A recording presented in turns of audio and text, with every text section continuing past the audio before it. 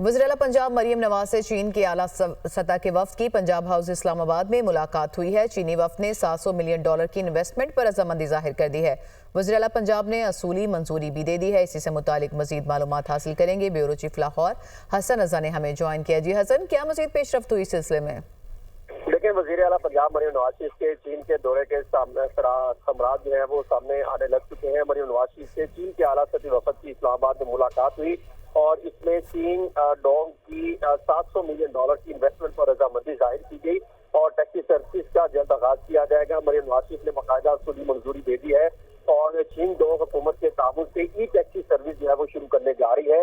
लाहौर में Nawaz Sharif IT city में चीनी कंपनी जो है वो एक सेंटर भी कायम करेगी और मुलाकात में नवाज शरीफ IT सिटी में डाटा और एक सेंटर कायम करने पर इत्तेफाक किया गया है। मुलाकात में पाकिस्तान में पहला ई-कॉमर्स प्लेटफॉर्म कायम करने पर भी इत्तेफाक किया गया है। हुकूमत पंजाब डाटा और क्लाउड सेंटर कायम करने के लिए अराजी और बिल्डिंग फराहम करेगी। चीनी कंपनी पाकिस्तानी नौजवानों को ऑनलाइन वर्ल्ड वाइड ट्रेडिंग के लिए ट्रेनिंग भी देगी। इसी तरह लाहौर में चीनी इश्तराके कार से smart control room, smart traffic control, smart transport और स्मार्ट कम्युनिकेशन सेंटर बाकायदा कायम किए जाएंगे। मरियम नवाज शरीफ ने बाकायदा इस हवाले से वाजे किया कि चीन के ताबून से पंजाब को सबसे बड़ा आर्टिफिशियल इंटेलिजेंस सेंटर बनाना चाहते हैं और पंजाब सही। हसन रजा, आपका बहुत शुक्रिया, आपने हमें मालूमात दी।